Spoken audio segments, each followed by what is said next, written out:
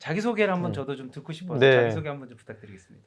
반갑습니다. 조경일입니다. 우선은 휴먼북에 초대가 돼서 왔는데요. 너무 감사드리고요. 네. 근데 저는 한국에는 2004년 9월에 왔고요. 그래서 올해로 딱 20년, 네, 딱 20년이 됩니다. 그때가 제가 16살 때였거든요.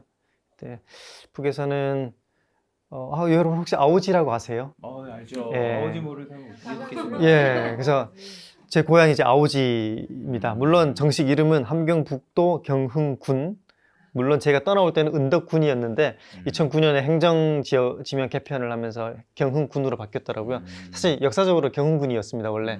그러다가 1967년쯤에 김일성이 그 경흥 지역에 방문을 했거든요.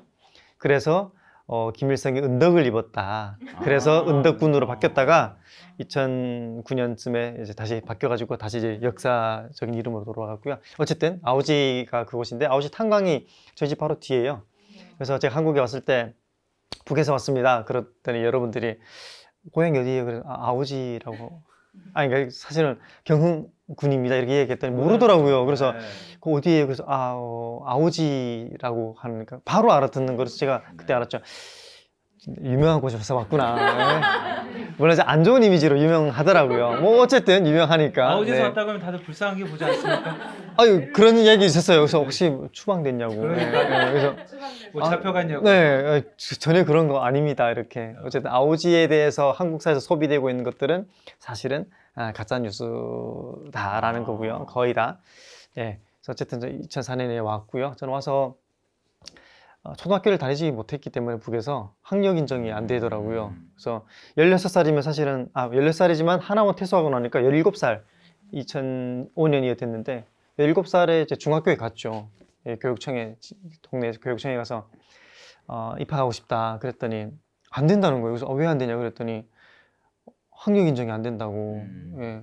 그래서 초등학교에 가라고 하더라고요. 그래서 제가 17살에 초등학교 갈 수는 없지 않습니까? 그래서 결국 이제 검정고시를 해서 초중고 이제 졸업을 하고 한 1년 3개월 정도 공부하고 그다음에 입시 공부하고 이제 학교에 갔습니다. 그래서 대학교에 가서는 정치외교과를 공부를 했고요. 공부하고 정치에 좀 관심을 가지고 공부를 하고 활동을 하고 또 다시 공부를 하고 그래서 지금도 공부하고 있습니다. 지금은 건국대학교 통일인문학 박사과정 지금 마지막 학기 마지막 수업 지금 개강했습니다. 듣고 있고요. 저는 이런 네. 거 궁금해요. 제가 아는 분도 이제 아오지에서 오신 분이 네. 계신데 이분은 스토리가 뭐가 있었냐면 그러니까 그분의 아버지가 한국 군인으로 전쟁 때 잡힌 거예요. 그래서 포로로 잡혀 있다 보니까 어디로 추방이 됐냐면 아오지로 추방돼서 이제 거기에서 이제 노동영을 하다가 뭐 북한에서도 이제 불쌍하고 뭐 하니까 거기에 있는 사람이랑 만나서 결혼해서 이제 자녀를 낳아서 이분은 아오지에서 이제 태어난 케이스인데 혹시 뭐 그런 배경이 있는 겁니까? 아니면 예. 좀 궁금해요. 추가로 말씀을 드릴게요. 네. 저희 아버지는 청진 사람이에요. 청진에서 나고 자란 사람인데 군대에 갔다가 북에서는 이제 군대에서 집단 제대하면 집단 배치시키거든요. 노동국에서 집단 배치를 하필이면 아오지에 보낸 거예요. 근데 이 아오지가 생각보다 나름 핵심 시설이에요. 핵심 지역이에요. 왜냐면 거기에 탄광이 물론 있고요. 탄광이 에너지를 생산하는 것이 중요하지 않습니까? 탄광 있고 그다음에 그 군수 공장이 한 4개 정도가 있어요. 그래서 화학 공장이 있어서 비료 생산하기도 하고 군수 공장이 한 3개 더 있어서 뭐 폭약이라든가 뭐 생필품이라든가 뭐 다양한 것 만들고 있어서 생각보다 기간 산업들이 많은 곳이에요. 근데 너무 외진 곳이니까 제가 산나물 캐러 또 약초 캐러 많이 다녔는데 뭐 한 30분 정도 이렇게 가면 중국과 러시아와 북한이 국경이 접하는 곳이 있어요. 이제 삼각지가 있는데 거기가 접하는 곳이니까 우리 한반도 지도에서 제일 끝이잖아요. 그래서 한반도에서 보면 외진 곳이다. 근데 말씀하셨던 것처럼 실제로 역사적으로도 그렇긴 했더라고요. 우리가 이제 한국전쟁 이후로 이제 국군 포로들이죠, 소위 이들을 아오지 탄광에 많이 보냈어요. 그게 이제 50년, 60년대 많이 보내서 거기서 뭐 사실상 탄광이 힘들지 않습니까? 강제 노동하고 이렇게 했는데 그 뒤로 종파 사건이 있고 막 이러다가 뭐 국군포로가 계속 생기는 건 아니니까 예, 전쟁 이후로는 그렇게 갔다가 그 뒤로는 없었어요. 예, 별로 없었고 그래서 정치범 수용소가 없습니다. 없었고 없습니다. 지금도 없고 우리는 보통 아오지 탄광에 정치범 수용소 있다고 생각을 하잖아요. 네. 근데 그렇지 않습니다. 실제로 없고 그건 이제 제가 한국에 와서 또 이제 공부를 해보니까 한국도 사실은 방공 교육을 많이 했지 않습니까? 90년대까지 후반까지도 그래서 그 방공 교육의 영향이다라는 거고 그리고 예 아오지에 추방한 이유는 이거예요. 보통 우리가 역사적으로 봤을 때 추방을 할 때는 수도에서 가장 먼 곳으로 추방을 네. 하거든요. 우리 정약용 선생님도 저기 막 강진 이런 데 추방이 되고 이러지 않습니까? 근데 평양에서 가장 먼 곳이 어디냐 했을 때 아오지예요. 또는 온성이거나 이런 데요. 그러니까 네. 멀리 추방시키는 거죠. 그래서 가는 곳이 이제 아오지고 하필 거기 탄광이 있으니까 이왕이면은 힘든 일이나 해봐라. 이렇게 보내는 거니까 그렇게 갔더라고요. 저희 집은 그냥 예, 평양 오히려 청진에서 이렇게 아오지로 온 케이스. 네. 네. 어떻게 보면 그냥 직업 때문에 아버지 직업 때문에 간 그렇죠. 케이스네요. 네. 근데 저는 그게 궁금해요. 이렇게 가서 초등학교, 중학교를 공부를 하지를 못하셨다고 하니까 사실 우리가 일반적으로 아는 건 북한은 의무교육제고 네. 소학교, 중학교, 뭐 고등, 중학교 뭐 이렇게 다 공부할 수 있는데 공부를 못했다고 하니까 어떤 네. 일이 있었는지 좀 궁금해요. 네. 제가 95년쯤부터인데 제가 한 7살쯤? 음. 예, 초등학교 1학년 때죠. 이때부터 북한 경제가 좀 많이 어려웠어요. 네. 고난의 행군이 이제 불어닥쳐서 일단 제가 한국에 와서도 이야기할 때 학교를 못 갔다라고 이야기를 이제 하거든요. 그럼 사람 잘 이해를 못 해요. 예, 그래서 왜 못 갔냐? 그래서 배가 고파서 학교 못 갔다 그러면 그래도 이해를 못 하더라고요.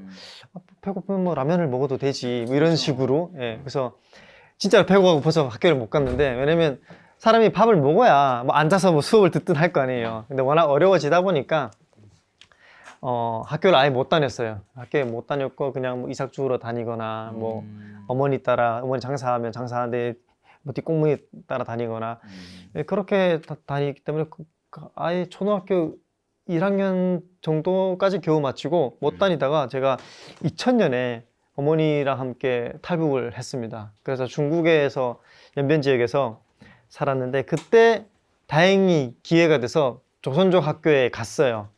조선족 학교에 초등학교 1학년에 가서 한 6개월 공부하다가 거기 또 이제 막 공안들이 오고 막 이래서 못 다니고 또 다른 지역에 가서 한 6개월 다니다가 2년 만에 이제 북송이 됐습니다. 북송이 돼서 2002년에 북한에 들어가서 집에 돌아가니까 그때가 이제 14살 때거든요. 그때 오랜만에 친구를 만났어요. 친구들을 옛날에 같이 이렇게 학교 다니던 친구들. 왜냐면 북한은 지역 이동이 없기 때문에 유치원 때 친구가 중학교, 고등학교 때 같이 친구거든요. 예, 그래서 만나서 그때 중학교 4학년, 5학년, 2년을 다녔거든요. 그래서 초등학교 1학년, 중학교 2학년, 3학년, 아니 4학년, 5학년 하면 3년이잖아요. 네. 그러니까 이 3년 가지고는 한국에서 초등학교 6년 과정을 인정 못 하겠다 이거죠. 그래서 결국은 못해서 한국에서 다시 했습니다. 그렇게 예, 그 짧은 그러면 어머니랑 같이 예. 탈북을 하게 된 케이스는 흔히 말하면 진짜 경제적인 어려움이 제일 큰 원인이었던 건가요? 그렇죠. 예. 그럼 아버님은 당시 그대로 두시고 네, 어머니가 원래는 98년에 탈북을 했는데 1월 31일자에 어머니가 먼저? 네, 어머니가 네. 저희 4인 가족이거든. 누나가 있는데 둘이 이제 중국에 식량 구하러 가서 한 달 뒤에 돌아오겠다라고 이제 저한테 약속을 하고 네. 갔어요.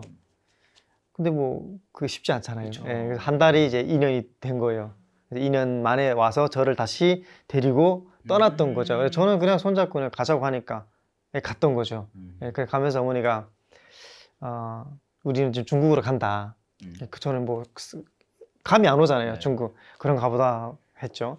어머니 가면서 계속 저한테 설명하시는 게 혹시 우리가 두만강을 건너가는 과정에서 또는 건너간 다음에 중국에서도 우리가 헤어질 수도 있다. 왜냐면 뭐 어떻게 될지 모르니까 그러면은 한 가지만 기억하고 찾아가라 이렇게 계속 저한테 거의 주입식으로 말씀하셨어요. 가는 내내. 근데 뭐라고 말씀하셨냐면 전화번호를 하나 저한테 적어주시고 왜냐면 중국에서 사셨으니까 그 목사님 전화번호 있었던 것 같아요. 그 번호 하나 알려주시고 또 하나는 이제 그 더하기 모양 빨간색 더하기 모양이 중국에 가면은 이 건물 지붕에 빨간색 더하기 모양이 있을 거다. 만약에 너가 엄마와 헤어지게 되면은 그 더하기 모양만 찾아가라. 예, 그게 십자가다. 그러면 도움을 줄 거다. 그러시더라고요.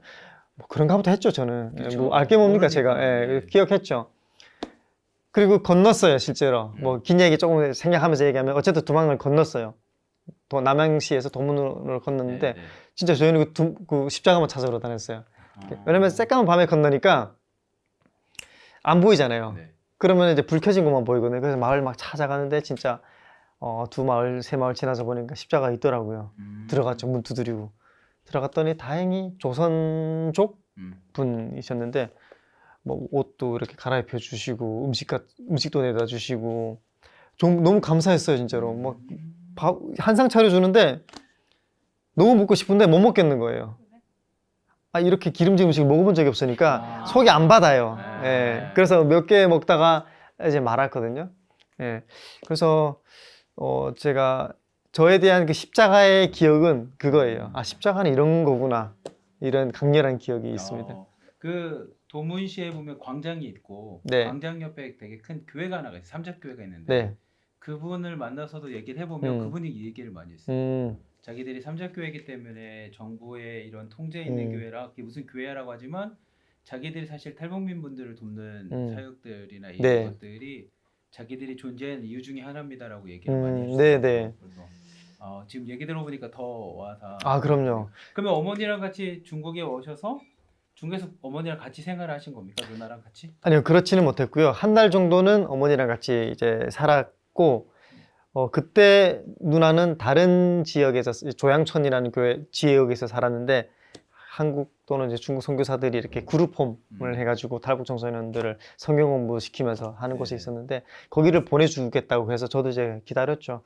결국 거기를 못 가고 그냥 다른 뭐 사랑의 집 같은 그런 데 가서 저와 같은 탈북 청년들이랑 몇 명 같이 지내면서 거의 뭐 사실 집안에 갇혀서 살았던 거죠. 갇혀서 살면서 성경 공부를 열심히 했습니다. 그때 잘 이해가 안 됐어요. 왜 이걸 시키는지. 예. 뭐 쓰라고 하니까 열심히 막 거의 필사를 잠언 1장부터 31장까지 필사를 했어요. 근데 막 금식을 시키는 거예요. 아, 배고파서 왔는데 여기 가서 또 금식을 만약에 저녁이 되니까 이게 막 음식이 막 머리에 막 왔다 갔다 하고 막 너무 힘들었어요. 어쨌든 그렇게 성경 공부를 많이 했죠. 근데 저는 성경 공부를 해야 하는 이유는 사실 몰랐어요. 뭐 그렇다고 하니까 뭐 시키니까 했죠. 네. 그러면 그렇게 하시다가 한 2년 정도 있다가 한국으로 다시 북송됐다가 네. 북송은 뭐 이렇게 잡힌 케이스입니까? 아니면 한국어 오는 길에 뭐 어땠는지? 네. 그래서 제가 아까 학교에 갈 수 있는 기회가 있었다고 그랬잖아요. 그래서 두 번째 학교에 갔는데 정말 잘 다녀서 공부도 열심히 했고 그러다가 2002년 4월 26일 날 음악 시간이에요. 음악 시간. 리코더 시간인데 선생님이 손님이 왔다고 나오라고 하는 거예요. 학교에 있는데. 네, 수업 중인데. 근데 가만히 생각해 보면 저한테 찾아올 손님이 없거든요. 그쵸. 예, 나 친척도 없고 아무도 없는데 나가봤죠. 나가봤더니 이제 공안이 서 있는 거예요. 예, 예. 공안이 서 있고 저희를 또 돌봐주고 있던 전도사님 같이 이렇게 있더라고요. 그래서 저희 학교에 4명이 살고 있었거든요. 4명이 학교 같이 다녔어요. 그래서 그대로 잡혀서 감옥에 갔죠. 이 감옥에 가서 도문 감옥에 가서 한 38일 정도 있다가 원성으로 이제 북송이 됐습니다. 네. 그 얘기를 많이 하잖아요. 그 중국에 있다가 북송이 될 때 절대 얘기하지 말아야 될 거. 첫 번째 교회 가지 않았다. 선교사 만나지 않았다. 그다음에 한국 가다 잡힌 거 아니다. 무조건 배고프고 어려워서 사실 돈 벌러 왔다. 이 얘기만 하라는데 사실 현장에서 다 잡힌 거잖아요. 네. 그러면 온성에 갔을 때 이거 네. 걱정이 많이 됐을 때. 네. 참 감사하게도 이제 도문 감옥에 딱 잡혀 들어갔는데 감옥이 요만해요, 진짜로. 요 정도예요. 근데 여기 한 30명 정도 있었던 것 같아요. 한 40명, 30명, 40명. 그냥 타이지고 창문은 한 1.8m 높이에 요만하게 생긴 게 창문 있고요. 거기 간데 막 어른들 있잖아요. 젊은 이렇게 어른들이 두글두글한 거예요. 그래서 저랑 저보다 어린애 한 명이 딱 둘이 들어갔는데 거의 뭐 잠자리도 안 내주더라고요. 왜냐면 같이 다 잡힌 사람들인데 막 이불도 막 춥고 이렇게. 근데 그분들이 그런 얘기를 했어요. 혹시 나가면 너희들 교회 다녔단 말 하지 마라. 그러면은 너희들 위험해진다. 이러시더라고요. 그래서 몰랐어요, 그냥. 근데 그냥 위험해진다고 하니까 그럼 위험해지지 않아야겠다라고 생각을 하고 기억을 했죠. 그리고 원성 보이부에 나갔어요. 나갔더니 요거에 여기서부터 요만해요. 여기에 요런 공간에 한 40명 되는 것 같아요. 예. 그래서 이렇게 가부 자세로 이렇게 앉아 있었거든요. 가부 자세로 앉아 있고 움직이지 못해요. 그래, 가부 자세로 앉아 있으면 이렇게 그냥 앉아 있는 거죠. 마치 그 요가 자세 있잖아요. 요가는 되게 평온하잖아요. 저희는 불편해요. 예. 이렇게 쭉 짜로 한 4, 50명이 앉아 있거든요. 3일 걸려요. 근데 저한테 그때 번호가 있었어요. 그건 이름 안 부르잖아요. 우리 죄수한테. 그 장발장도 이제 2461이라고 부르잖아요. 네. 저는 52번이었어요. 근데 52번 나와 이렇게 부르거든요. 그럼 그때 한 번밖에 안 불러요. 그때 네 하고 이제 나가야 되거든요. 근데 어느 날 갑자기 52번 나와 그러는 거예요. 제가 네 하고 나갔어요. 군인이에요. 그랬더니 저한테 너 이 자식 잤지 그러더라고요. 그렇죠. 안 잤습니다. 그랬더니 여기 정강이를 여기 발로 빡 차는 거예요. 아까 오전에 불렀는데 왜 안 나왔어? 제가 잔 것 같아요. 예. 못 들었으니까 잤겠죠. 한 번밖에 안 부르거든요. 예, 그래서 어쨌든 그래서 나가서 조사를 하는데 그때 이 질문을 했어요. 너 교회 다닌 적 있느냐? 성경책 아느냐? 하나님 아느냐? 절대 모른다고 했죠.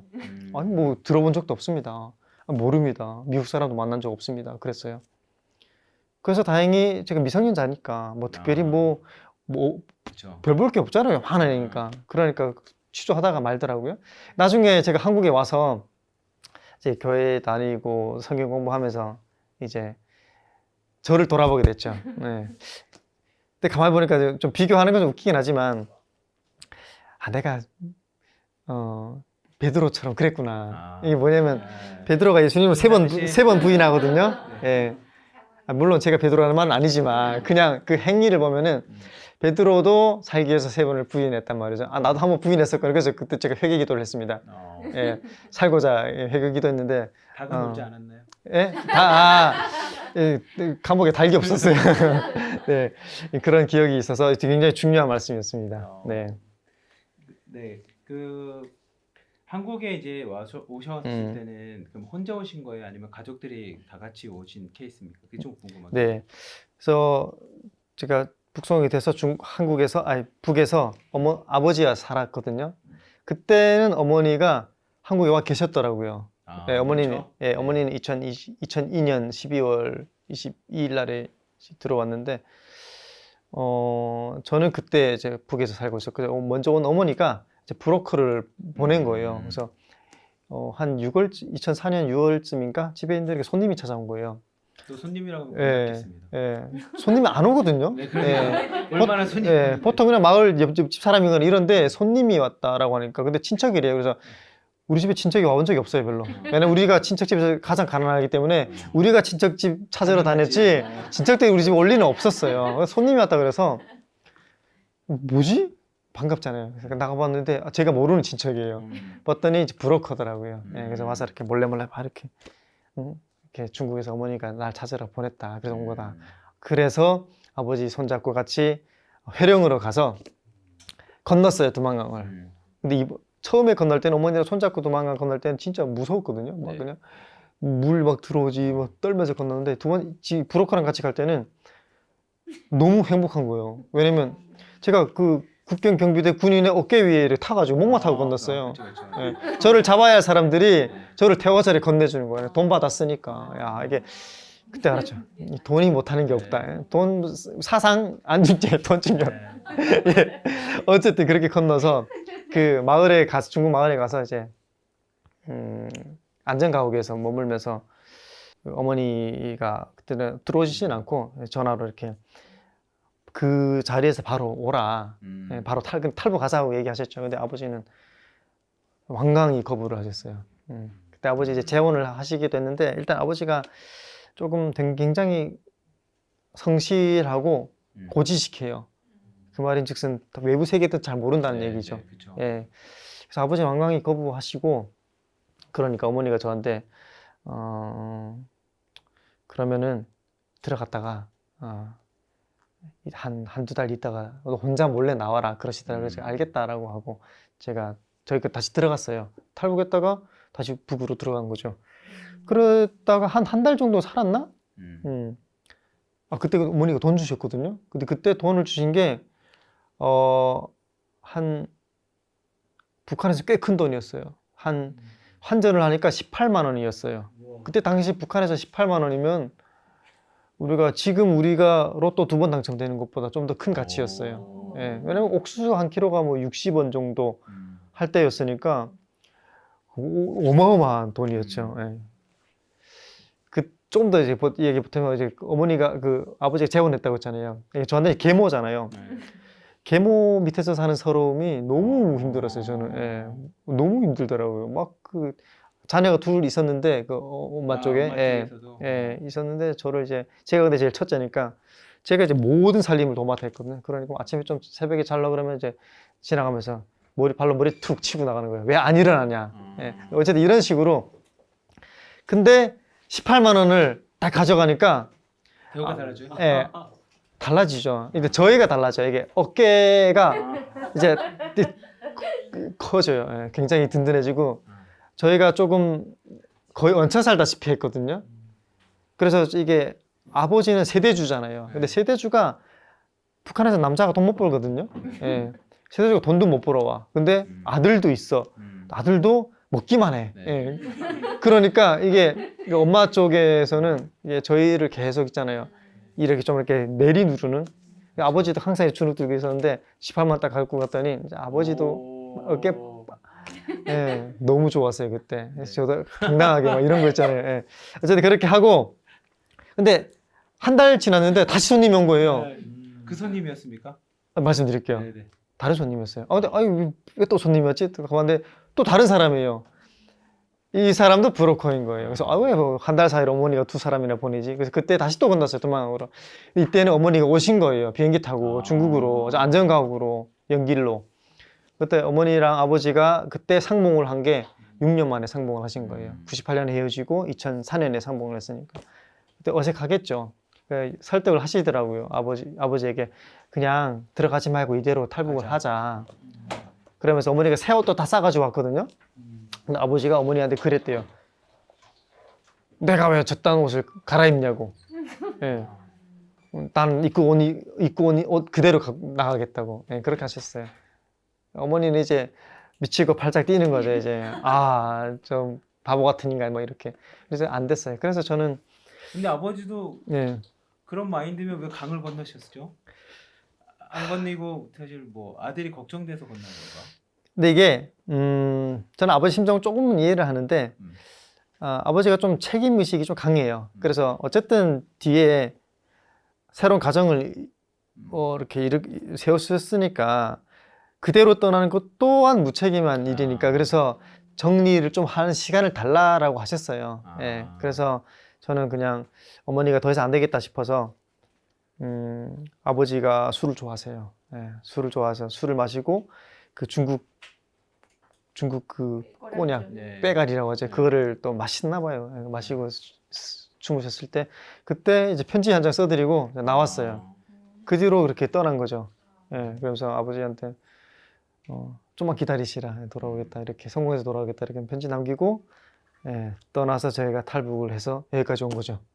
예, 그리고 2008년에 한번 아버지를 찾았어요. 브로커를 통해서. 그때 아버지랑 통화했을 때 아버지가 오겠다. 한 달만 시간을 달라. 대신 이제 집 뒷일 정리 좀 하겠다. 예, 그렇게 하고 연락이 안 됐어요. 지금. 그게 마지막 네. 연락했던 거예요. 네. 생각이 많이 나시겠네요. 그렇죠. 예. 찾아야죠. 한국에 와서 사실 이제 검정고시나 이런 걸 공부를 하셨을 텐데 아까 말씀하신 학교 다니기에는 초등학생들이랑 같이 다니기엔 나이 차가 많이 나요. 네. 처음 공부할 때는 어떠셨어요? 저는 사실 공부 때문에 왔어요. 왜냐면 아버지가 저한테 2번 탈북할 때 그랬거든요. 엄마가 혹시 같이 살자고 하면은 싫다고 해라. 너는 아빠랑 살겠다고 해라. 저한테 또 아빠 주입했어요. 저한테. 예, 엄마는 갈 때 저한테 주입시키고 아빠는 어때? 제가 아빠의 심정을 아니까 저도 아빠는 의지할 사람이 저밖에 없었어요. 아들이. 네. 그러니까 저는 그러겠다라고 했죠. 근데 저는 제 마음은 그렇지 않았어요. 왜냐면 저는 한번 중국에 살아봤기 때문에 북한에서. 예, 북한이 얼마나 희망이 없는 곳이고 저 강만 건너가면은 적어도 내가 뭔가 해볼 수 있는 희망이 있다는 걸 알았기 때문에 간절히 가고 싶었어요. 근데 아버지가 그렇게 말씀하시니까 알겠다라고 했죠. 예. 그러면서 엄마가 저한테 얘기할 때 오라. 오면은 바로 공부시켜 줄 것이고 바로 대학교도 보내주겠다. 저는 바로 마음을 굳혔죠. 마음을 굳혀서 사실 그래서 공부를 하겠다는 생각으로 와서 검정고시 학원에 갔는데 할머니들이 계시더라고요. 할머니들 이런 분들도 공부하시는구나. 그래서 같이 공부를 했어요. 진짜 열심히 했어요. 그래서 아침에 10시 반쯤 일어나서 자전거 타고 인천에 살았거든요. 남동구 만수동에 살았는데 자전거 타고 인천 시립도서관에 가서 공부 1시간 하다가 다시 자전거 타고 고려 검정고시 학원에 구월동이 있거든요. 거기 가서 한 6과목 공부하고 오후에 다시 자전거 타고 도서관에 가서 공부하다가 저녁에 10시 집에 가서 밥 먹고 8시부터는 게임하는 시간. 저는 게임을 좋아했거든요. 네, 저는 게임을 매일 했어요, 진짜로. 근데 저는 그 게임을 굉장히 좋게 보는 게 아무도 저한테 가르쳐 준 사람이 없었어요. 그러니까 한국 사회에 대해서. 왜냐면 어머니가 있었지만 어머니가 먼저 1년이 왔다고 해서 저에 대해서 한국 사회를 가르쳐 줄 수 있는 건 아니거든요. 그쵸. 달라요. 그래서 저는 컴퓨터를 하면서 뭐 버튼부터 뭐 프로그램부터 다 혼자서 습득을 하다 보니까 게임을 하면 이게 빨라져요. 예? 컴퓨터 사양 어때야 되는지부터 해가지고 그걸 하면서 공부를 좀 많이 해서 되게 저는 굉장히 즐거웠어요. 지금 분위기 보셨는지 모르지만 아침 6시 반에 일어나서 도서관을 가고 고려 검정 학원을 가고 다시 자전거 이때 막 다들 와 하다가 8시부터 게임할 거 약간 게임을 추천합니다, 저는. 네, 근데 저는 하나 궁금한 게 있어요. 제 주변에 있는 이제 친구들을 보면 대학을 갈 때 그러니까 여자 청년들, 여자 학생들은 묘하게 제일 많이 가는 게 이제 간호학과도 많이 갔었고 아니면 사회복지학과도 많이 가고 남자 청년들 중에 많은 수는 경영을 많이 가거든요. 그래서 왜 경영을 가고 싶어? 그러면 일단 돈을 벌어야 된다. 창업을 하고 싶다.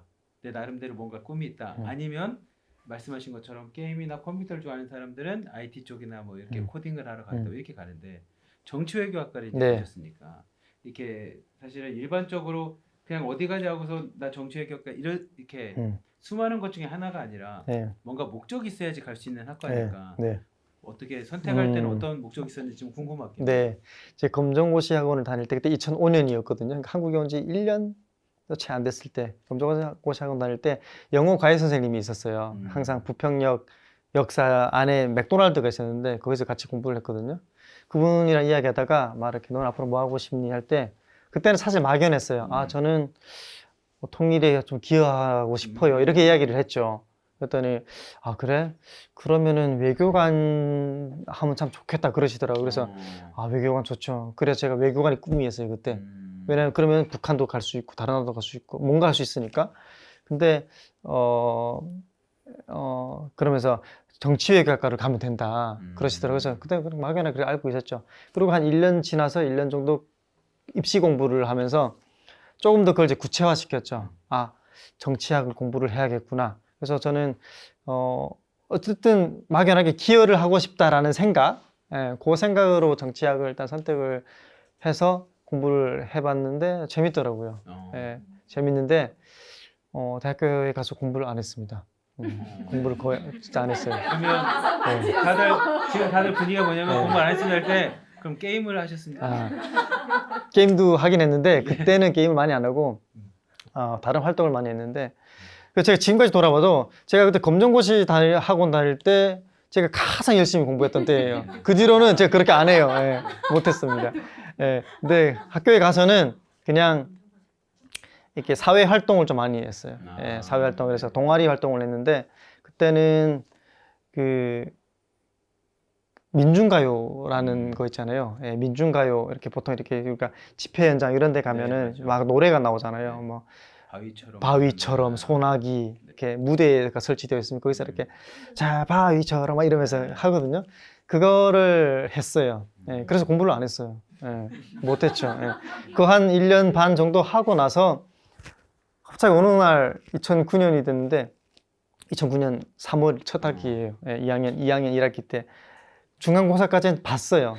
봤는데 갑자기 이렇게 멘붕이 오는 거예요. 공부하기 너무 싫은 거예요. 학교 안 갔어요. 그래서 중간고사까지는 잘 보고 기말고사도 안 갔어요. 그래서 올레프 쫙 찍었거든요. 예, 그리고 휴학을 하고 제가 다행히 기회가 하나가 돼서 미국에 갈 수 있는 기회가 있어서 미국에 가서 1년 정도 크리스천 프로그램을 과정을 했어요. 그 이제 YM이라고 알죠. 유스 웨더 미션이라는 국제 선교 단체인데 거기서 DTS 하고 세컨더리 스쿨 이제 SOE 있는데 그걸 하고 돌아왔는데 그때 좀 많이 제가 좀 더 정리를 한 것 같아요. 저의 삶에 대해서. 제가 이게 참 웃기잖아요. 되게 지구본을 보면요. 이렇게 아오지의 반대편에 미국이 있어요. 그것도 텍사스 요 아래쪽에 좀 더 있고. 아무 상관이 없어요. 여기가 이렇게 돌리면 이렇게 여기서 보면 안 보여요. 이렇게 돌리면 또 안 보이고. 근데 제가 아오지에서 태어나서 여기 와 있잖아요. 미국에. 제가 제 존재론적 고민을 굉장히 많이 했어요. 그때 기도하면서. 예. 그래서 하나님은 당신을 너를 사랑한다라고 하는데 사실 잘 모르겠거든요. 어떻게 사랑하는 거지 나를. 저는 태어나서 성장할 때까지도 사랑한다는 말을 들어본 적이 없어요. 왜냐면 특히 북한에서는 부모님들이 사랑한다는 표현을 안 하거든요. 예. 그런 단어가 있는지 모르는 사람도 많더라고요. 그럴 거예요. 근데 저는 뭐 들어본 적이 없고, 근데 누군지 존재도 모르는데 하나님이 사랑한다. 그리고 막 형제님, 자매님, 사랑하는 형제 이러니까 제가 굉장히 어색했죠. 예.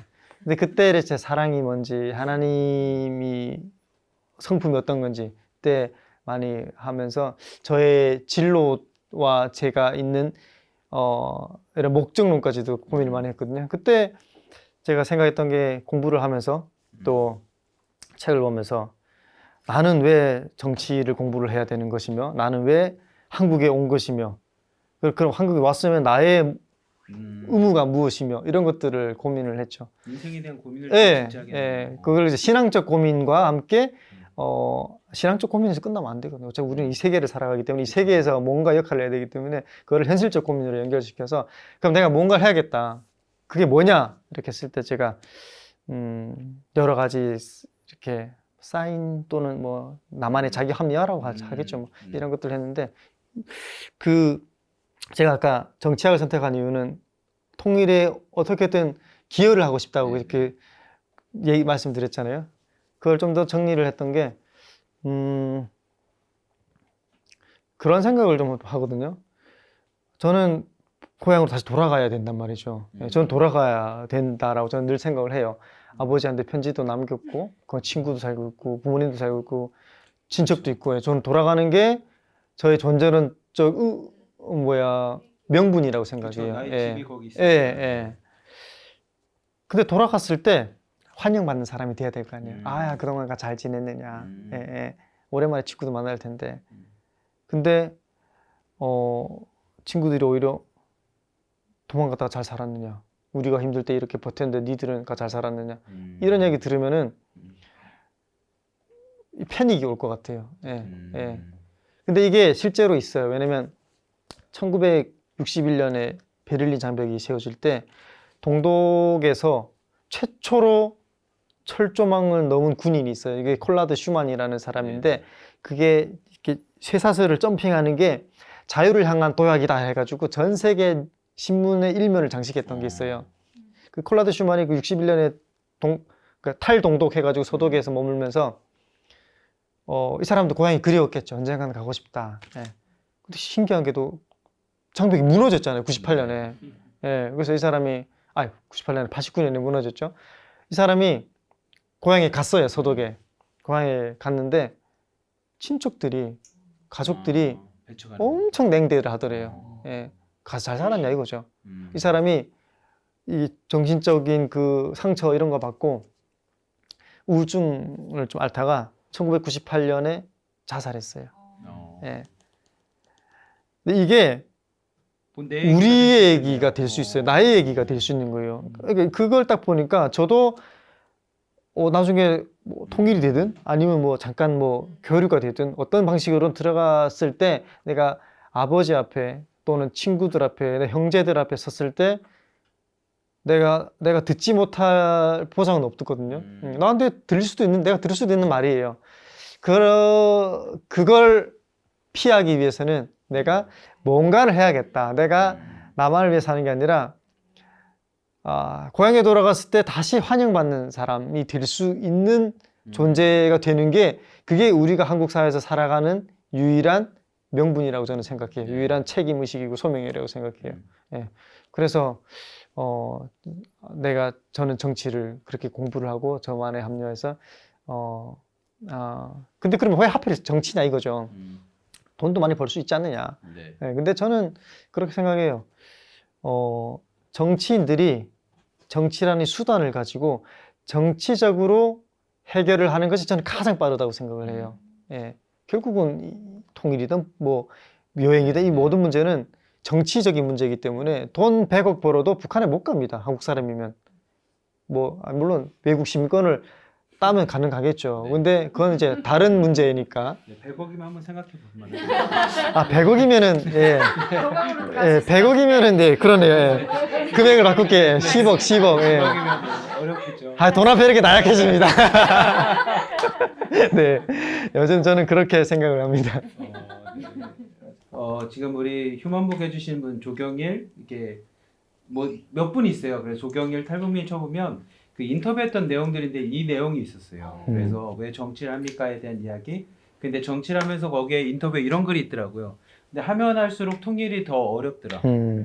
마치 네. 처음에는 알 것 같은데 점점 늪에 빠지는 것처럼 길을 잃은 것처럼 어렵더라. 라는 얘기를 하시면서 마지막 결론이 뭐였냐면 그런데 결국은 다시 시작할 수 있는 건 통일에 대한 당위성을 얘기할 게 아니라 공감대부터 형성해야 된다라는 게 결론이었거든요. 네. 제가 잘 읽은 게 맞습니까? 네. 감사합니다. 예. 좋네요. 안 써주셔가지고. 네. 어쨌든 제가 말씀드렸듯이 저는 늘 통일을 생각을 해요. 왜냐면 통일은 국가의 일이 아니에요. 저한테는 저 개인적인 일이거든요. 매우 사적인 거예요. 저한테는 통일이. 우리 모두에게 사적인 것이 되어야만 저는 통일이 될 거라고 생각해요. 그렇죠. 예. 그 얘기를 제일 많이 합니다. 그 우리가 통일하면 부르는 노래가 하나 있습니다. 네. 우리의 소원은 통일. 통일. 근데 거기에 우리의 소원은 통일에서 내 소원은 통일은 없다라는. 네, 맞습니다. 우리의 소원이라니까 다른 사람한테 이렇게 책임 전가하는 거지. 네. 아까 말했듯이 사적인 거가 그거 아닐까요? 네. 내 소원은 통일이 돼야 돼. 정확합니다. 예. 제가 그런 고민을 좀 많이 담아서 제가 지금 앞에 책이 있는데 저 사실 이거 네. 말씀드리려고 했습니다. 여기에 제가 이거 2021년 12월에 출간한 건데 아오지까지라는 제목의 책인데 여기에도 제가 그런 고민을 좀 담았고요. 요거 같은 경우는 제가 탈북하는 이야기들, 한국에서 살아가면서 또는 경험하면서 느낀 것들, 고민들을 담았고요. 그다음에 제가 지난 12월에 하나 또 냈거든요. 리얼리티와 유니티. 여기에 진짜 통일에 대한 고민들이 좀 있어요. 그러니까 이거예요. 리얼리티와 유니티. 리얼리티는 우리 현실이거든요. 네. 우리 현실. 통일은 미래란 네. 말이에요. 이거 현실과 통일이라는 미래와의 괴리가 너무나 커요. 그래서 우리의 소원은 통일이지만 내 소원은 아니잖아요. 네, 그런 것처럼 저는 이 통일 이게 통일이란 말을 저는 잘 안 쓰거든요. 그래서 이게 좀 더 다른 차원에서 생각해 볼까요? 이 통일이라는 게 좀 철학적으로 이야기를 하면 사실 굉장히 폭력적인 거예요. 왜냐면 네. 둘을 하나로 만들어 버리는 거잖아요. 근데 하나가 둘이 성질이 다르면요, 한쪽은 완전히 죽어야 둘이 하나가 돼요. 네. 이게 뭐냐면 이게 폭력적인 거예요. 이 다양성의 시대에 통일을 하는 것은 어쩌면 맞지 않을 수도 있어요. 근데 이거는 뭐 또 다른 얘기가, 어쨌든 통일을 봤을 때 뭐 제가 굳이 말씀을 안 드려도 되겠지만 이 통일이라는 게 너무 어렵고 뭐 70년 헤어져 살고 막 이런 게 있잖아요. 그래서 저는 가만히 보니까 통일이라는 말을 쓰면 쓸수록 우리가 통일에 진짜 멀어지는구나. 왜냐면 우리의 리얼리티가 너무 지금 각박하잖아요, 지금. 네, 맞아요. 저는 통일이 저의 사명 또는 소명이라고 생각하면서 살고 있으면서도 하루 24시간 중에 저를 짓누르고 있는 고민들은 먹고 사는 문제예요. 예, 취업, 예, 뭐 결혼, 육아, 모든 이런 문제라면 여기에는 통일이 들어갈 틈이 없어요. 통일이 우리 삶에 들어갈 틈을 안 주는데 우리가 통일을 해야 돼라고 이야기하는 거는 그들의 얘기인 거예요. 예.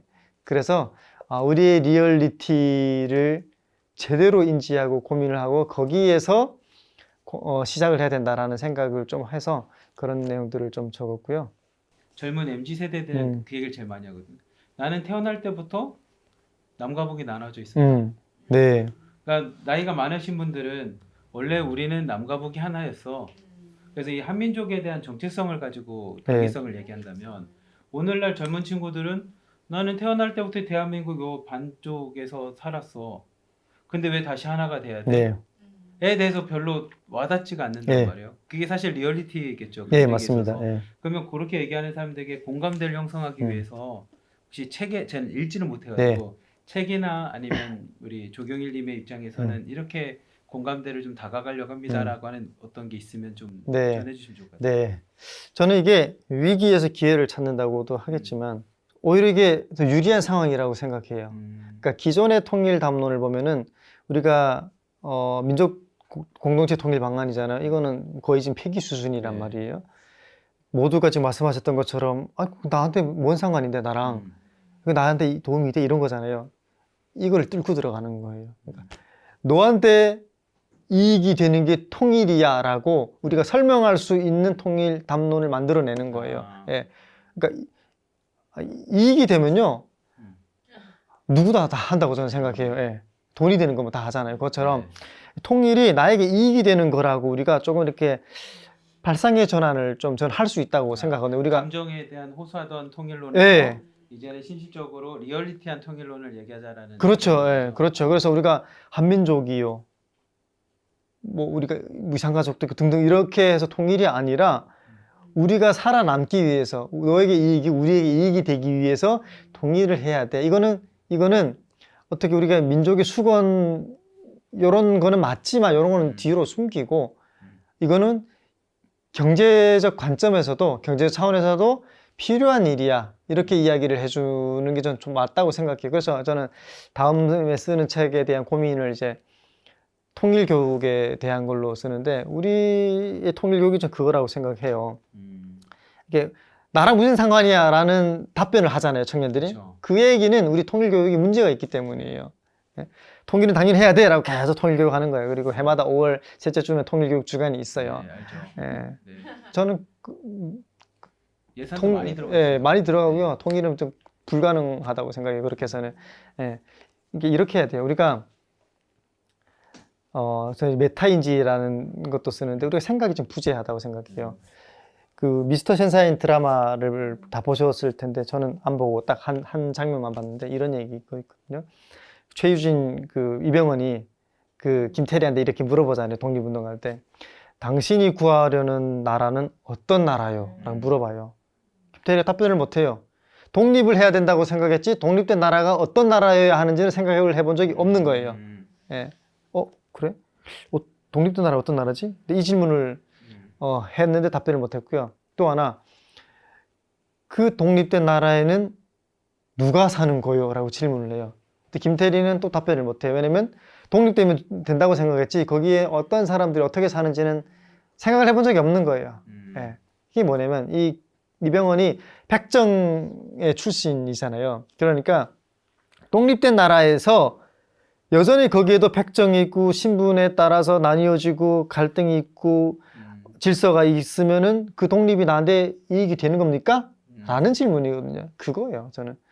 우리는 통일을 해야 된다 계속 얘기하는데 어떤 통일을 해야 됩니까? 라고 질문을 하지 않아요. 학생들에게. 너 통일 원해? 너는 어떤 통일을 원해? 너가 생각하는 통일의 모습은 어떤 모습이야? 질문을 안 해요, 선생님들이. 당연히 통일을 해야 된다는 생각이에요. 학생들은 관심 없다고 하는 거고. 예. 그렇죠. 게임하고 있겠죠. 예. 그래서 학생들이 상상을 하게 만들어내는 거. 내가 생각하는 통일 어떤 거지? 그다음 또 하나 우리가 지금 굉장히 한국 사회가 생각보다 굉장히 배타적인 사회예요. 네, 맞아요. 아주 배타적인 사회예요. 특히 다른 나라들보다 좀 더 심한 것 같아요. 그다음에 굉장히 외국인 차별적인 요소들이 굉장히 많아요.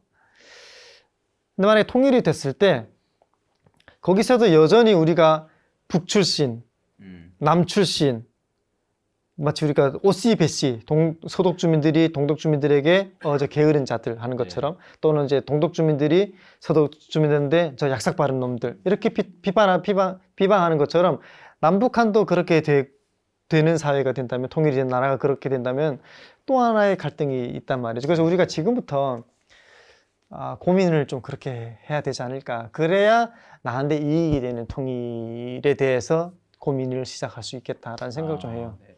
우리가 원하는 통일된 나라는 어떤 모습이고 그 가운데 우리는 어떤 삶을 살아갈 건지에 대한 꿈을 꾸게 한다면 통일이라는 것이 당연하냐 아니냐가 아니라 자기들만의 생각하는 네. 통일에 대해서 움직일 수 있겠다는 생각이 들어서 되게 좋은 포인트인 것 같습니다. 네.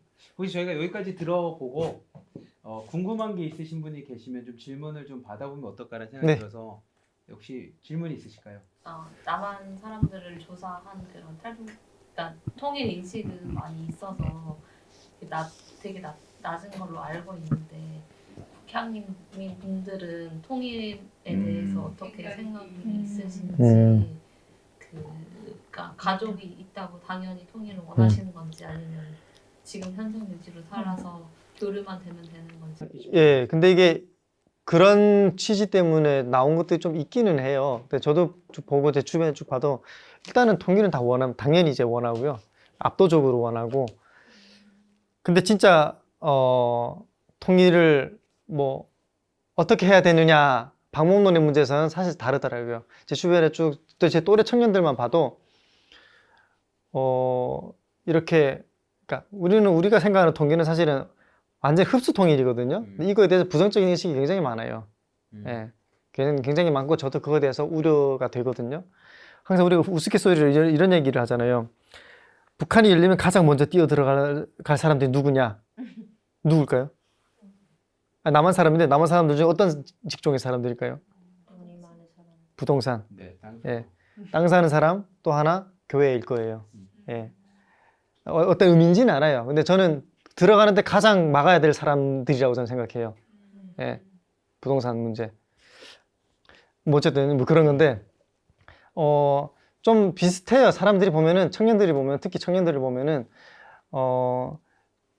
조금 더 공정한 방식으로 통일이 되든 연합이 됐으면 좋겠다라고 생각을 하고 그냥 여행만이라도 했으면 좋겠다 이렇게 생각하는 사람들이 좀 더 많은 것 같아요. 그냥 바라는 거는 당연히 이제 통일인데 현실적으로 그 어떻게 답변을 할 거냐라고 물어보면 이렇게 얘기를 해요. 보통은.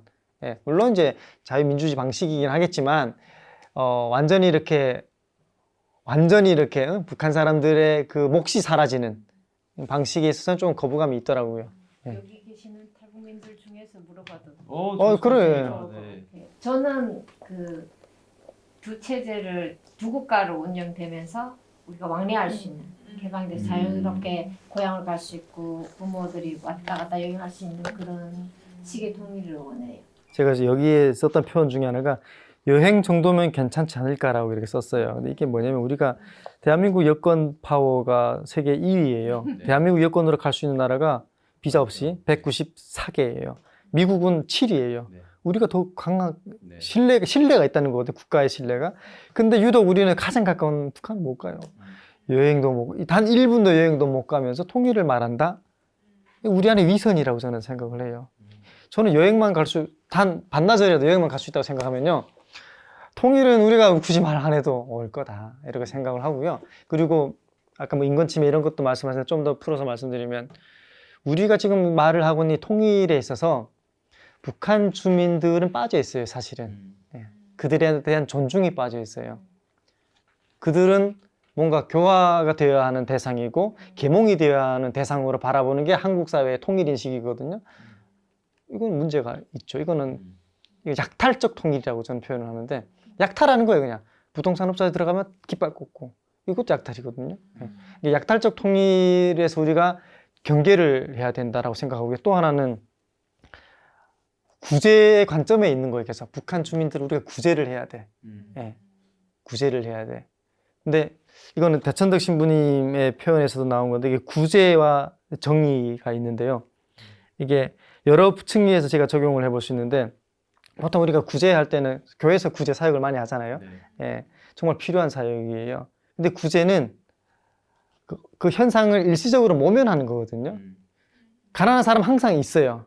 예, 구제해주면 한 며칠은 먹고 살겠죠. 근데 구제가 그거라면은 정의는 가난한 사람을 없게 하는 것. 예, 그래서 이 구제와 정의는 매우 좀 중요하다고 생각해요. 그래서 교회에서 구제 사역을 진짜 많이 하거든요. 근데 정작 우리가 해야 되는 건 사실 정의적 관점에서인 거예요. 예, 그래서 북한을 봤을 때도 우리가 자꾸 구제적 관점에서 바라보는 거예요. 그래서 인도적 지원도 그렇고 뭐 다 이제 구제 사람들. 그러니까 이거는 잠시 상황이 나아지는 거, 개선되는 거예요. 정책도 그런 차원에서 많이 나와요. 북한 이탈 주민에 대한 사회 통합의 관점에서 봤을 때도 구제적 관점이 많아요. 그렇죠. 예. 네. 이거는 본질적으로 우리가 그 문제를 없게 하는, 즉 정의를 만드는 일을 우리가 안 하는 거예요. 예를 들면 이런 거죠. 뭐 일시 후원금을 준다거나 지원금을 준다거나 이런 것도 굉장히 중요한데 계속 생긴단 말이에요. 그런 것들은. 그러려면 그걸 없게 하려면 정의로운 것, 우리가 어떻게 하면 정의적 관점에서 접근할까 했을 때 일자리를 많이 만들어내는 것. 예. 그러니까 가령 이런 거예요. 이런 것을 북한 이탈 주민 그 차원에서 접근하는 것도 그렇고 통일의 차원에서도 접근할 때 우리가 구제적 관점에서 우리가 머물러 있지 않는가, 뭔가 그냥 저들은 그냥 구원의 대상이니까 우리 방식대로 하면 돼. 존중이 사라졌죠. 이게 그래서 하나 나온 것 중에 통일 담론들 중에 여러 개 있는데 그 중에 하나가 나온 것 중에 하나가 매력 국가론도 있어요. 이게 통일은 북한 주민들이 원할 때 하는 것이 맞다라는 이야기였거든요. 근데 저는 그 굉장히 맞다고 생각해요. 그게 왜냐면 우리가 어쨌든 2,300만이 사는데 그들에 대한 존중이 빠져 있으면 정말 우리 방식대로 이렇게 우리 방식대로 해버리거든요. 그래서 우리가 물론 이제 우리가 가장 자유로운 방식으로, 가장 평화로운 방식으로, 가장 민주적인 방식으로 통일은 하겠지만 그 통일 논의에 북한 주민들이 빠져 있고 심지어 북한 이탈 주민들도 여기 빠져 있는 경우가 많거든요. 그래서 요거에 대해서 우리가 조금 더 고민을 많이 해야겠다. 통일을 이야기할 때 이런 생각이 듭니다. 그러니까 이제 통일 담론을 얘기해서 그러면은 통일이라는 되게 좋은 주제가 있는데 북한의 좋은 부분 그걸 어떻게 살려낼 수 있을까? 그리고 남측에 정말 이제 오셔서 보니까 남측에 수많은 문제점들이 지금 내재되어 있는데 그거를 내재되어 있는 것들을 잘 이렇게 좀 포장은 안 하지만은 좋게 끌어낼 수 있고 북한의 좋은 점들을 끌어올려서 잘 융합시킬 수 있는 뭔가를 만들어낸다고 하면은 내가 정말 통일 이렇게 통일이 될 수 있겠네 하는 뭔가 담론을 우리 경일 쌤이 좀 만들어낼 수 있으면 훨씬 좋은 뭔가 평화적인 뭔가의 바운더리 안을 만들어낼 수 있을까? 그래서 좀 그런 게 좀 남과 북을 경험했기 때문에 좀 얘기를 해주시면은. 감사합니다. 그런 걸 만들기 위해서 저도 고민을 계속 할게요, 앞으로도. 예. 그러니까 저는 계속 통일에 대해서 사실 거부감이 들거든요. 예. 우리가 통일이 저 당연히 해야 되는데 진짜 그냥 일반적으로 뚝 합쳐버리는 거에 대해서는 굉장히 부작용을 고민을 하기 때문에 저는 제한적으로 마치 자유경제 구역을 만들듯이 제한적으로 북한을 여는 게 저는 맞다라고 생각을 해요. 그래서 북한은 일종의 테스트베드가 가능한 공간이거든요. 우리는 빌딩을 리모델링을 하잖아요. 옆에다 뭐 더 붙이고 이러잖아요. 근데 북한은 리모델링이 아니라 리빌딩이에요. 그러니까 거기서 우리가 새로운 것들을 우리가 고민했던 그런 과제들을 북한에서 한번 테스트베드 해볼 수 있는 곳이에요. 북한은. 그게 이제 인프라 측면에서도 그렇고 시스템이라든가 정책 측면에서도 그래요. 그래서 북한이 완전히 통일돼서 뭐 한국식으로 자본주의 체제 방식으로 하는 게 아니라 북한은 그냥 북한 그대로 점진적으로 우리가 고민하고 있는 정책들, 예를 들어 우리가 어떻게 부동산 정책을 만들 것이며 거기에 어떻게 우리가 토지 정책을 만들 것이, 요거를 저는 한국식으로 들어가면 안 된다고 저는 생각해요. 한국은 토지 정의에 있어서 점수가 제로거든요. 이건 성경적이지도 않아요, 심지어. 그래서 우리가 북한 땅에 있어서는 토지 같은 경우도 이걸 그대로 들어가면 절대로 안 되고, 그럼 북한이 망해요. 아니, 북한 주민들이 망하죠. 한국 사람들이야 부자가 되겠죠. 북한 주민들이 망하면 안 돼요. 그래서 말씀하셨던 것처럼 거기서 새롭게 우리가 단계적으로 시스템을 적용을 해서 우리가 항상 뭐 자본주의 4.0 무슨 뭐 사회 경제주의 등등 여러 가지 담론들이, 복지 담론들이 나오잖아요. 그런 것들을 실험을 해볼 수 있는 훌륭한 공간이다라고 생각을 해요. 제가 이걸 좀 더 강력하게 생각했던 이유는 제가 사실 충격받은 게 하나 있는데, 그게 뭐냐면 제가 훈련을 받을 때 같이 이렇게 성경 훈련을 받는데 자동차를 타고 가다가 그분이 저한테 이러는 거예요. 자기가 이산가족 3세다. 네, 할아버지가 토지 문서도 가져왔대요. 그러냐고. 그래서 자기는 통일을 원한대요.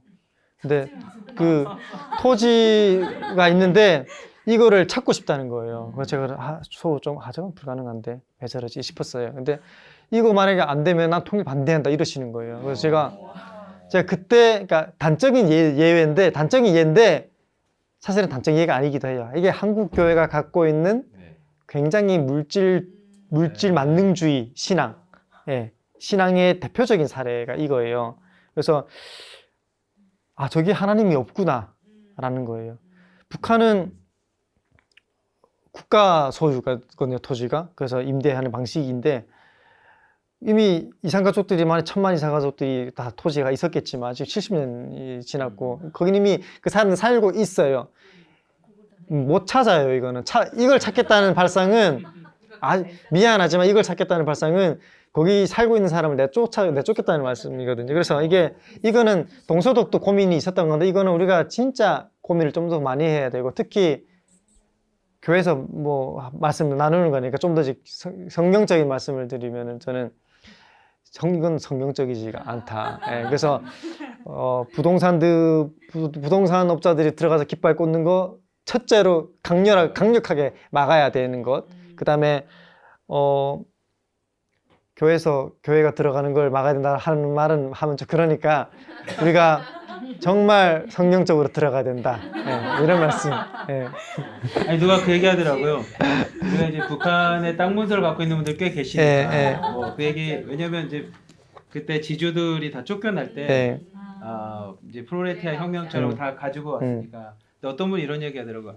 북한에서 어떤 분이 강남 땅 문서를 갖고 거기 있다고. 그거는 아마 그 전에 했던 땅 문서랑 비교가 안 될 만큼 강남 땅 문서라고 왜 우습게 소리를 하는데 있을 수 있죠. 그럼요.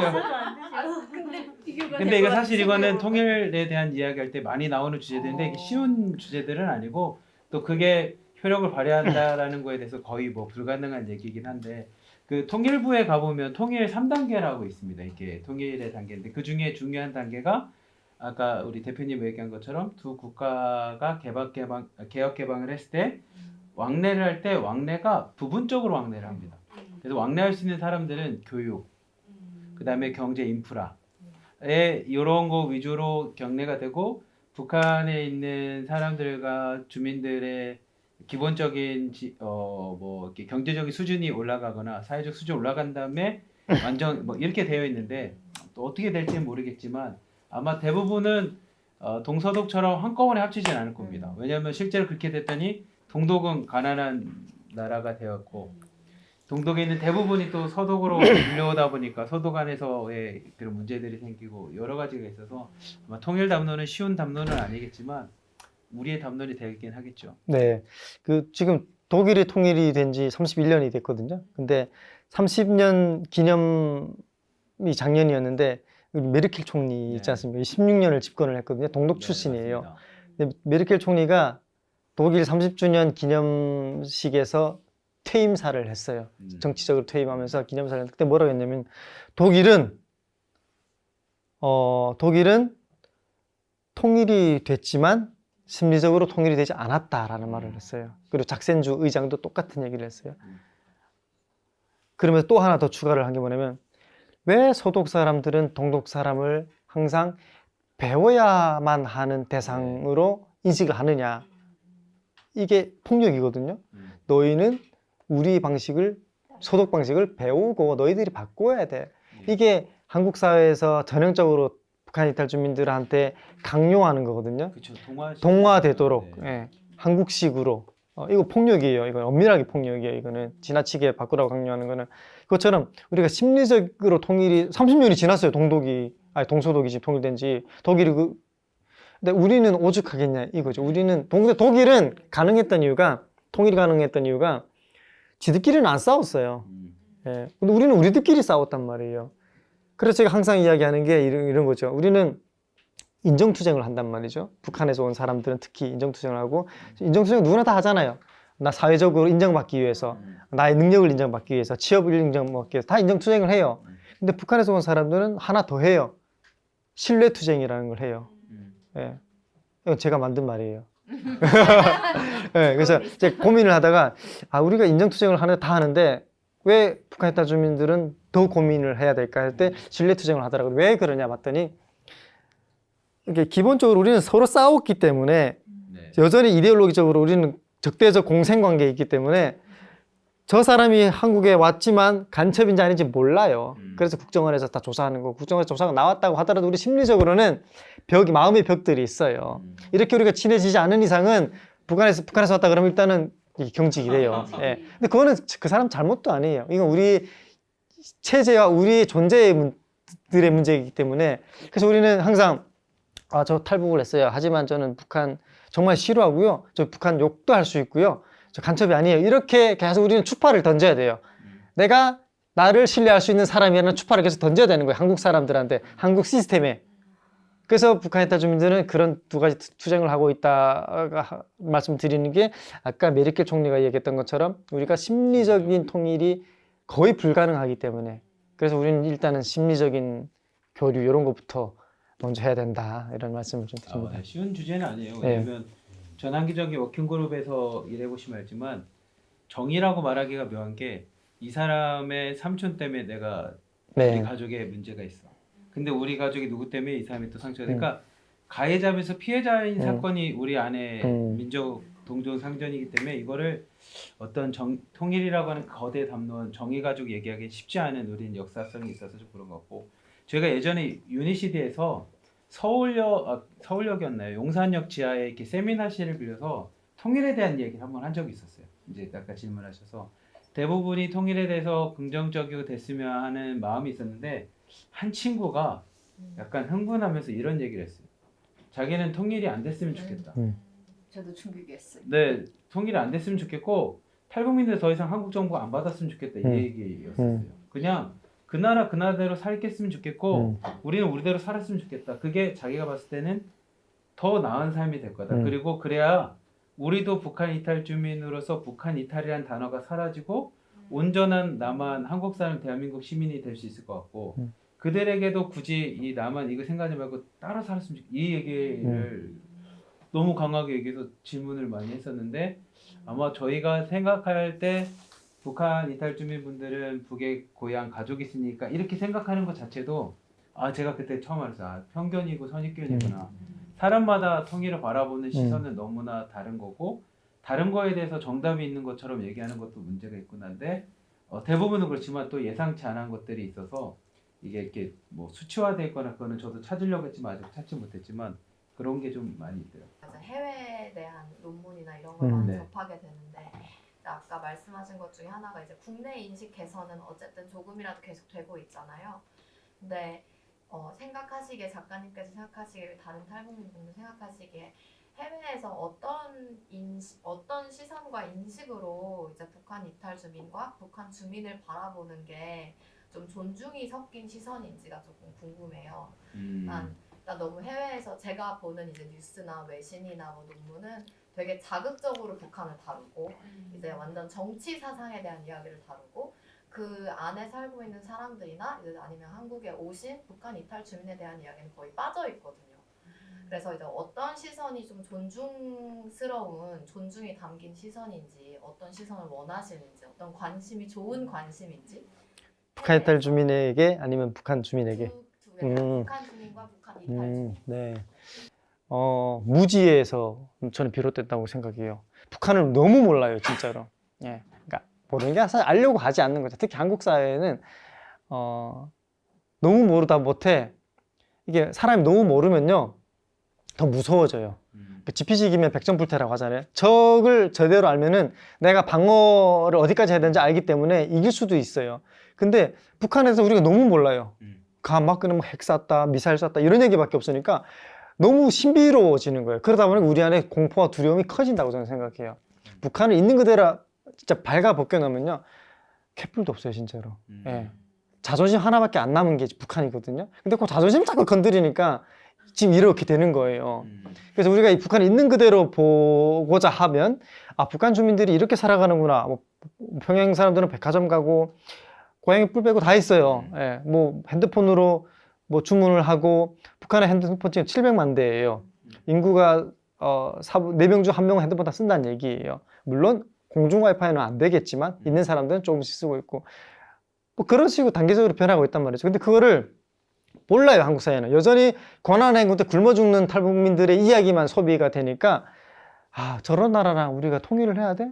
예, 따로 살자 이렇게 되는 거예요. 우리가 제대로 보기 시작하면요 우리가 제대로 된 통일이 된 담론과 정책이 나올 수 있다고 저는 생각을 해요. 그래서 말씀하신 것처럼 있는 그대로 좀 봐라. 예, 북한은 있는 그대로 좀 봐라. 왜 계속 우리가 김정은에만 집중이 되었냐. 김정은 정권 똑같아요. 70년 동안 3대 세습해요. 근데 북한 주민들은 70년 전과 지금 달라요. 심지어 제가 20년이 됐는데 20년 전과 지금의 북한 또 달라요. 이것처럼 우리가 여기에 집중을 해야 된다는 거죠. 이게 북한 인권 문제에 있어서도 우리가 가장 중요하니까 가해자잖아요. 북한 정권은. 근데 동시에 해결자예요. 우리가 북한 주민들의 인권을 직접 개선할 방법은 없어요. 북한 정권을 통하지 않고서는. 그러니까 그들은 가해자이면서 동시에 해결자들인 거예요. 그러면은 해결하려면 해결자들이랑 어떻게든 해야 될 거 아니에요. 그게 우리의 딜레마예요. 아까처럼 가해자이자 또 피해자라는 부분도 있지만 이것도 있고 그래서 우리가 진짜 있는 그대로 좀 스텝백 해가지고 좀 바라보면 우리가 할 수 있는 것들이 정말 많을 거다. 그렇게 생각합니다. 저희가 통일 플러스 센터라고 하는 이제 연구 용역을 맡아서 한 적이 있었는데 그때 생각보다 좀 이렇게 좋은 신선한 충격이 뭐냐면 북한에 대해서 이제 접근하는 게 그 핵, 김정은, 3대 세습, 뭐 옛날의 역사 이게 아니라 지금은 이제 VR을 통해서 북한의 좋은 지역들을 이렇게 볼 수 있는 것들을 많이 개발하더라고요. 그러니까 젊은 사람들은 평양, 뭐 만수대 아니면 무슨 금강산 뭐 이런 것들을 직접 봐서 그곳에 직접 내가 가 있는 것처럼 이렇게 보여주면서 사람들한테 북한의 아름다운 경치, 문화, 음식, 뭐 역사 이런 것들 볼 수 있게끔 하는 거 보니까 아마 말씀하신 것처럼 점점 가면 갈수록 그런 모습들을 가상이지만 이렇게 접할 수 있는 것들을 좀 많이 만드는 것 같고요.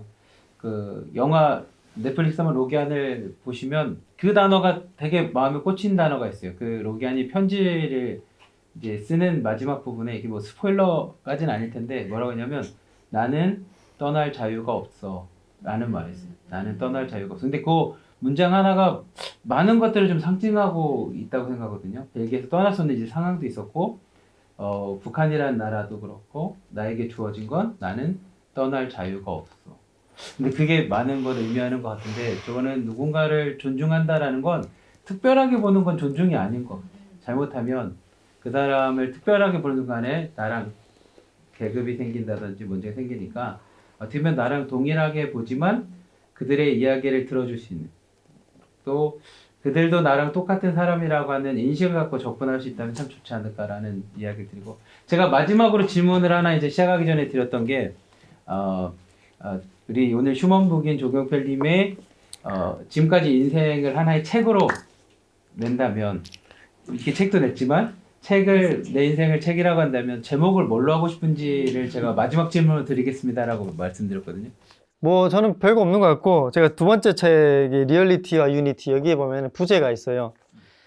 평범할 수 있다는 꿈을 위하여 라는 건데 제가 이거 나중에 책 쓰면 이걸로 책 써야겠다는 생각을 했었거든요. 그래서 평범할 수 있다는 꿈을 위하여 저는 이게 참 와닿더라고요. 왜냐면 특별히 뭐 더 잘 살기 위해서 우리가 이러는 게 아니잖아요. 사실 평범한 게 제일 힘든 거야 이런 이야기도 있잖아요. 그것처럼 정말 우리가 평범하게 살기 위해서 이렇게 고군분투하는구나 라는 생각이 들어서 각자 자기 서 있는 위치가 다르잖아요. 누군가는 뭐 여기 서 있겠지만 난 여기 서 있고 하지만 다 고난은 다르단 말이에요. 고난은 저는 상대적이라고 생각을 해요. 그래서 나는 북한을 떠나서 이 떠날 수 없는 자유 때문에 그걸 얻기 위해서 뭐 오고 이런 것도 있었지만 결국은 그냥 평범하게 살고 싶어서이잖아요. 그래서 우리 모두 각자 그런 고민이 있듯이 저도 결국은 나도 평범한 삶을 위해서 이렇게 여기까지 왔구나. 앞으로 또 갈 거구나라는 생각이 들어서 다음에 쓰면은 제가 이 부제로 제가 쓰겠습니다. 다음에 여기에 이렇게 있습니다. 예, 예. 네. 자, 우리 많은 시간 이야기해 주는데 조경필님의 앞으로 조경 일, 조경일님의 죄송합니다. 가수로. 뭔가 제가 합친 것 같아요. 그렇죠? 조용필과 조경이랑 네, 조경일님의 앞으로의 미래와 꿈, 인생을 위해서 그 다음에 최근에 결혼했으니까 우리 가정을 위해서 앞으로 태어날 자녀를 위해서도 이렇게 응원한다는 마음으로 박수로 감사합니다. 감사합니다.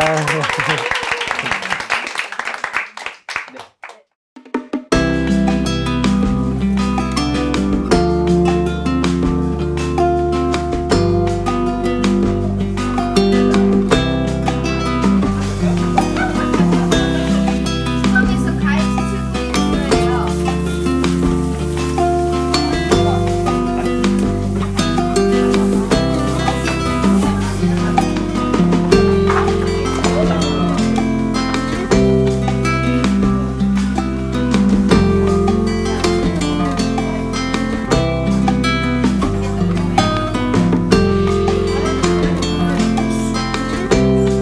여기서 딸기 2개 넣어주시면 될 것 같아요.